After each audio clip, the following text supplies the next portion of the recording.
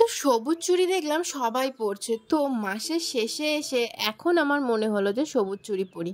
তো এরম যদি তোমাদের মনে হয় তাহলে তোমরা কিন্তু খুব ভুল ভাবছো, কারণ সবুজ চুড়ি কিন্তু আমি কোনো দিনই পরতে চাইনি, এনেছে আমার বর। তো বর যখন এত ভালোবেসে এনেছে তাহলে পরাটা আমার নিশ্চয়ই দায়িত্ব বলে মনে হলো, তাই জন্যেই আজকে দেখো সবুজ চুড়িগুলো পরে নিলাম। কিন্তু সবুজ চুড়ি পরার সত্যি বলতে কি আমার কোনো ইচ্ছা ছিল না।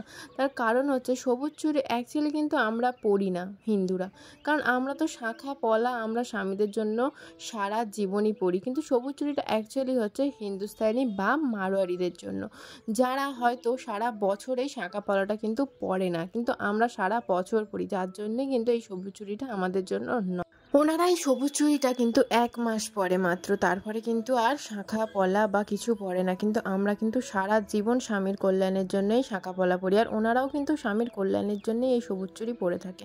তো চলো, যেহেতু বর এত ভালোবেসে আবদার করে বলেছে, তো সেই আবদার তো ফেলে দেওয়া যায় না, তার জন্যই পরে নিয়েছি আজকে সবুজ চুড়ি।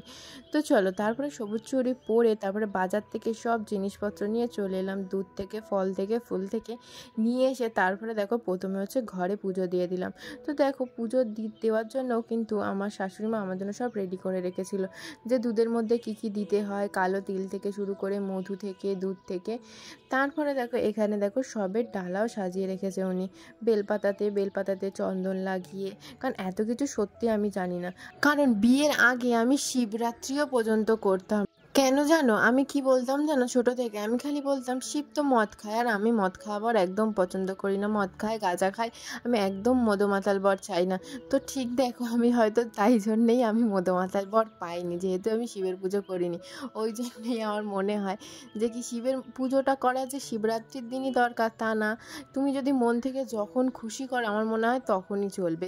কারণ হয়তো ঠাকুরকে তুমি, আমার যতদূর মনে হয় ঠাকুরকে মানে যখনই ডাকবে হয়তো সে তখনই শুনবে, যে ঠিক শ্রাবণ মাসেই করতে হবে বা ঠিক শিবরাত্রিতেই শিবকে ডাকতে হবে, আমার সেরকম কিছু মনে হয় না, যার জন্য আমি ঠাকুরকে পুজো করার সময় কখনো ভাবি না যে কি আমাকে এক্স্যাক্টলি এই দিনকেই করতে হবে। তো আমি যখন ঠাকুরকে ডাকি চেষ্টা করি মন থেকে ডাকা, কারণ আমার সবসময় মনে হয় যে অতিভক্তি চোরের লক্ষণ, তাই জন্য আমি অত অতিভক্তি দেখাতে চাই না, কিন্তু আমার মন থেকে যেটা আসে আমি ততটুকুই করে থাকি।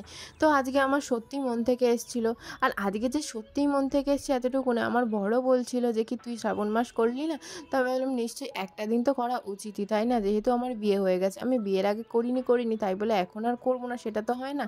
তো চলো, স্বামী যখন হয়েছে স্বামীর কল্যাণের জন্য করতেই হবে। তো চলো, তাই জন্যই আজকে দেখো চলে এসেছি মন্দিরেও। তো দেখো আজকে শুধু পুজোটা আমি করছি তা না, আমার স্বামীও কিন্তু আমার জন্য করছে বলতে পারো। তাহলে দেখো আমরা দুজন দুজনের জন্যই পুজোটা করছি, শুধু যে আমি ওর জন্য করছি তা কিন্তু না, ও আমার জন্য করছে। আর আমার জন্য বলবো না, পরিবারের সবার কল্যাণের জন্য, সবার ভালোর জন্য।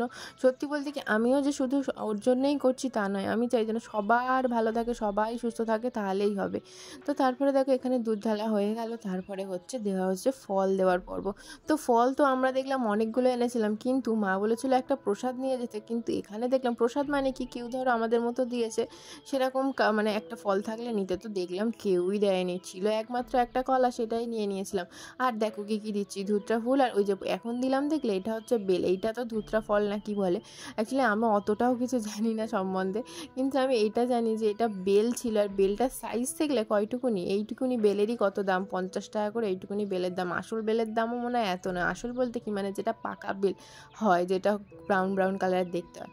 তারপরে দেখো এখানে পুজো দিয়ে নিলাম, অঞ্জলি দেওয়া হয়ে গেল দুজন মিলে।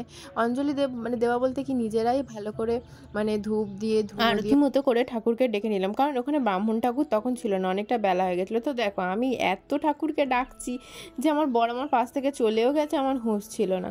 সত্যি মানুষের ঠাকুরের কাছে চাওয়ার শেষ নেই, আমি মনে হয় ঘন্টার পর ঘন্টা চাইলেও মনে হয় আমার চাওয়ার শেষ হবে না।